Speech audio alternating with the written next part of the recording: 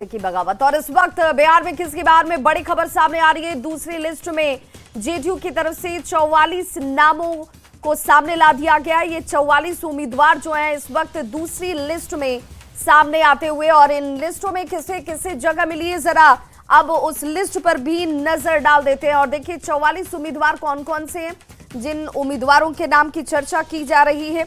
तो देखिए यहां पर जेडीयू की तरफ से इससे पहले जो जानकारी सामने आई थी उस लिस्ट के हिसाब से वाल्मीकि नगर से देखिए धीरेन्द्र प्रताप सिंह, ये वो नाम है। और साथ ही साथ इसके अलावा जिन नामों की खूब चर्चा हो रही है, देखिए ये लिस्ट हमारे हाथ में इस वक्त आ चुकी है। सिकटा से समृद्ध वर्मा, नरकटिया से विशाल शाह, केसरिया से बात करेंगे तो केसरिया से यहां पर उतारा गया है श्रीमती शालिनी मिश्रा को। चुनावी मैदान में जेडीयू की तरफ से ये टिकट दिए गए हैं। इसमें शिवहर की बात करें तो शिवहर से श्वेता गुप्ता को टिकट दिया गया है। सुरसंड से नागेंद्र कुमार को बनाया गया है। नागेंद्र जो राउत हैं उन्हें चुनावी मैदान में उतारा गया है। और इसके अलावा सुरसंड के अलावा रुन्नी सैदपुर की बात करेंगे, जहां पर रुन्नी सैदपुर से भी जिन नामों की हम चर्चा कर रहे हैं उनमें वाल्मीकि नगर से धीरेन्द्र प्रताप सिंह है। और एक एक नाम के अलावा जिन नामों की हम बार बार चर्चा कर रहे हैं उसमें रुन्नी सैदपुर से पंकज मिश्रा, हरलाखी से सुधांशु शेखर, बाबू बरही से श्रीमती मीना कामत, फुलपरास से श्रीमती शीला मंडल, लौकहा से सतीश शाह, निर्मली से अनिरुद्ध प्रसाद यादव। और इसके अलावा लौकहा से सतीश शाह, निर्मली से अनिरुद्ध प्रसाद यादव, पिपरा से रामविलास कामत, सुपौल से विजेंद्र प्रसाद यादव, त्रिवेणीगंज से सोनम रानी सरदार, अररिया से शगुफ्ता अजीम, जोकीहाट से जनाब मंजर आलम, ठाकुरगंज से गोपाल अग्रवाल, अमौर से सबा जफर, रूपौली से श्री कालाधर मंडल, धमदाहा से श्रीमती लेशी सिंह, कदवा से दुलाल चंद गोस्वामी, मनिहारी से शंभू सुमन, बरारी से विजय सिंह निषाद, गोपालपुर बुलो मंडल की चर्चा की जा रही थी। बुलो मंडल को गोपालपुर से सुल्तानगंज से ललित नारायण मंडल, कहलगांव से शुभानंद मुकेश, अमरपुर से जयंत राज को चुनावी मैदान में जेडीयू ने उतारा है। और इस वक्त सीधे इस बड़ी खबर पर हमारे साथ न्यूज रूम से सहयोगी राहुल जुड़ रहे हैं। राहुल, इन नामों में बहुत सारे ऐसे नाम जिनकी कल भी चर्चा हो रही थी कि भाई मुस्लिम कैंडिडेट नहीं नजर आ रहे हैं, तो क्या अब इन नामों को देखकर कोई मुस्लिम कैंडिडेट, जिनमें 2-4 नामों की चर्चा तो हमने भी की, लेकिन कल जगह नहीं मिली, लेकिन आज जगह मिली है। बिल्कुल, जो पहली लिस्ट सामने आई थी उसमें मुस्लिम उम्मीदवारों का कोई नाम नहीं था। इसको लेकर के कई सवाल खड़े हुए थे, लेकिन खास करके अगर इस द्वितीय चरण की बात करें जो और दूसरी लिस्ट भी सामने आई है, एक बार फिर से वो लिस्ट हम आपको बताते हैं कौन कौन से नाम है एक एक करके। तो देखिए वाल्मीकि नगर से धीरेन्द्र प्रताप सिंह उर्फ रिंकू सिंह प्रत्याशी होंगे। सिकटा से समृद्ध वर्मा, नरकटिया से विशाल शाह का नाम है। इसके साथ साथ केसरिया से शालिनी मिश्रा फिर से दोहराई जाएंगी। शिवहर से श्वेता गुप्ता का नाम है। सुरसंड से नागेंद्र राउत, रुन्नी सैदपुर से पंकज मिश्रा का नाम है।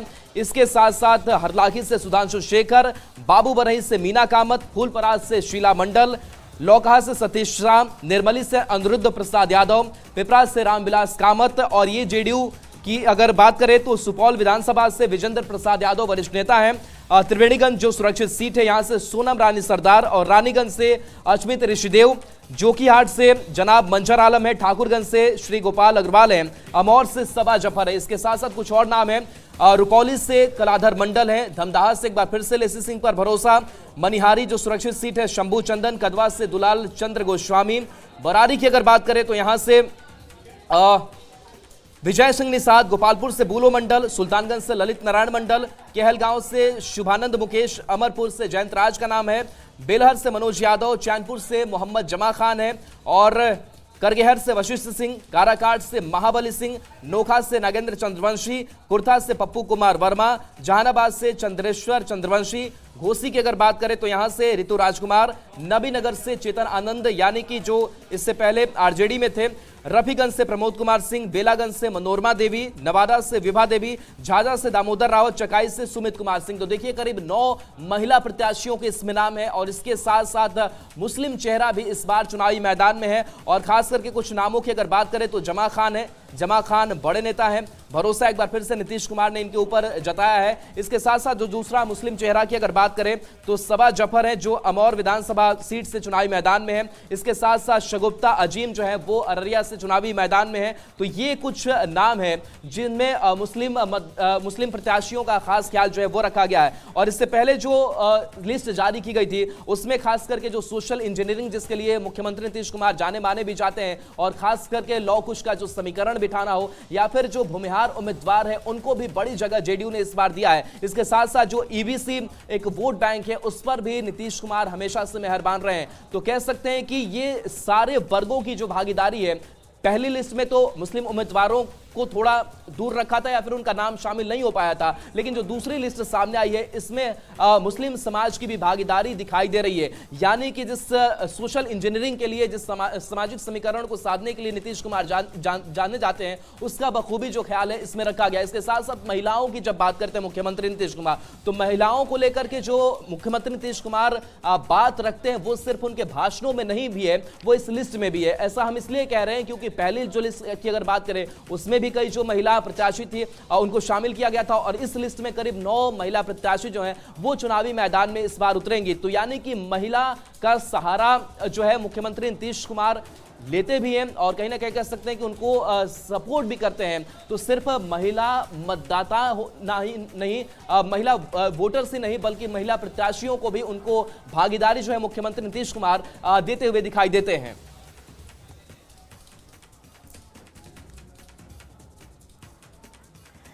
तो बिल्कुल राहुल, अगर कल और आज के लिस्ट को देखा जाए तो अभी तक 14 महिला उम्मीदवारों को जेडीयू की तरफ से चुनावी मैदान में टिकट दिया गया है, जिनमें अगर बात करें तो कल हमने देखा था कि जो मंत्री हैं उनमें तकरीबन 50% नए चेहरों को मौका मिला, और उसी के आसपास तकरीबन 11 मंत्रियों को फिर से भरोसा जताते हुए चुनावी मैदान में उम्मीदवार के तौर पर उतारा गया है। और साथ ही साथ एक और बहुत महत्वपूर्ण और दिलचस्प बात यह भी है राहुल कि कल 5 महिलाओं को उम्मीदवार के तौर पर पहली लिस्ट में लाया गया था। आज 4 महिला उम्मीदवार जो हैं वो नजर आ रही हैं, और ये 9 अगर आज महिला उम्मीदवारों की बात कर ले तो आज और कल दोनों को मिला दें तो 14 उम्मीदवारों की संख्या हो जाती है महिलाओं की।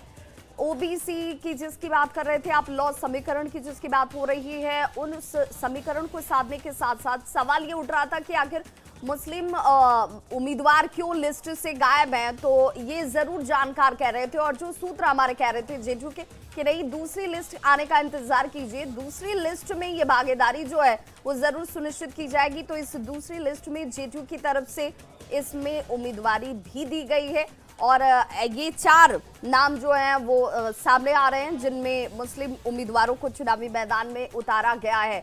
इसके साथ साथ लौ कुश समीकरण कल भी पहली लिस्ट में नजर आया और आज भी वो समीकरण दिखता है। एक बैलेंस्ड जो लिस्ट कही जाती है वो इस बार जेडीयू की तरफ से बनाया गया है। लेकिन सबसे बड़ी बात जो है, चाहे वो एनडीए के घटक दलों के सहयोगियों के अंदर की भी हो और जेडीयू के लिए इंडिविजुअल भी हो, नए चेहरों को ज्यादा से ज्यादा मौका दिया जा रहा है। इस लिस्ट में भी राहुल साफ नजर आ रहा है।